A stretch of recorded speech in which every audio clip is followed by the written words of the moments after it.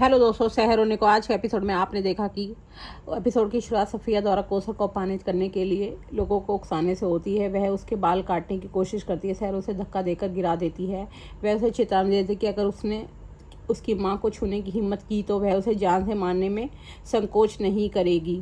वह उन लोगों को जान से मारने की धमकी देती है जो उसकी मां के पास आने की हिम्मत करेंगे। कौसर दादा हुजूर से कहती है कि सबने परवेज के झूठ पर विश्वास किया, वे उसे इस बेवकूफ़ इंसान की वजह से सज़ा दे रहे हैं। अगर वे एक अपराधी को बचाने के लिए एक निर्दोष को सज़ा देते हैं तो वे इस समाज और उसकी सभा का सम्मान नहीं करती।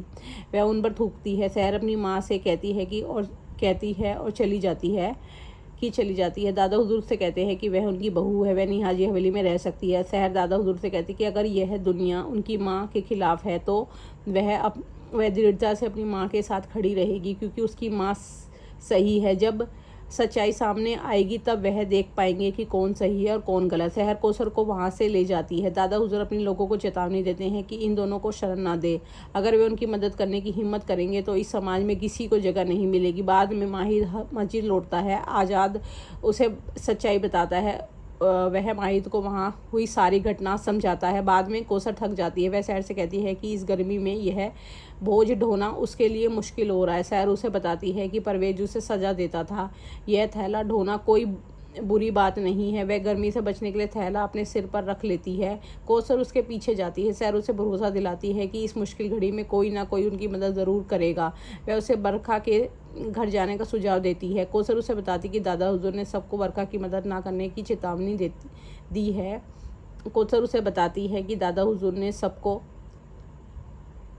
कौसर की मदद ना करने की चेतावनी दी है। वे बरखा को नज़रअंदाज कर देंगे और वह कौसर को नज़रअंदाज कर देंगे और उसे इस समाज से अलग कर देंगे। वह वहाँ काम करने वाली औरतें मुश्किल में पड़ जाएंगी। हमें उन्हें परेशान नहीं करना चाहिए। सहर को कौसर से कहती है उसे लगाता कि उनके समाज के नियम है कि औरतों को पढ़ने की इजाज़त नहीं है। उसे एक बात समझ में आई कि उन्हें डर है कि अगर औरतें पढ़ेंगी तो वे अपने अधिकारों के लिए लड़ सकती हैं। वह टॉपर है। वह बच्चों को ट्यूशन पढ़ाएगी और अपनी माँ की देखभाल करेगी। माहिद वहाँ आ जाता है। वह उसे कार में बैठने के लिए कहता है।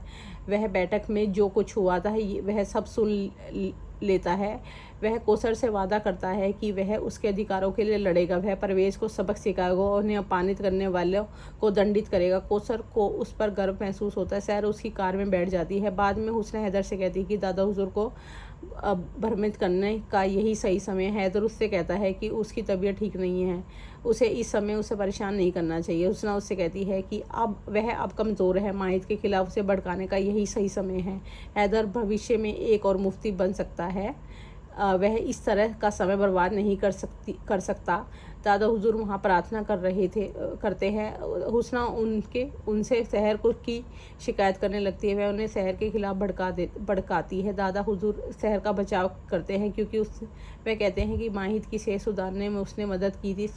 हुस्ना उन्हें माहिद के खिलाफ भड़काती है। वह कहती है कि सहर अब माहिद को कंट्रोल कर रही है, वह मुफ्ती बनने के लायक नहीं है। दादा हुजूर हुस्ना से कहते हैं कि माहिद के अलावा मुफ्ती पद के लिए कोई और उपयुक्त उम्मीदवार नहीं है। उसने हैदर का नाम सुझाना चाहती है लेकिन दादा उसे बोलने नहीं देते। हैदर अपनी माँ को वहाँ से ले जाता है। बाद में माही सहर और कौसर को फरीद के घर लाता है। वह उन्हें भरोसा दिलाता है कि वह उन्हें न्याय दिलाएगा। वह कहता है कि हम किसी भी समाज से तब तक नहीं लड़ सकते जब तक वे कोई पुख्ता सबूत पेश ना करें। हम यहाँ सबूत इकट्ठा करने आए हैं। माहिर फरीद से मिलता है वह और उसे बताता है कि एक समस्या है, उसे उनके साथ सहयोग करना होगा। अब आगे का एपिसोड जानने के लिए हमारे चैनल को लाइक और सब्सक्राइब कीजिए।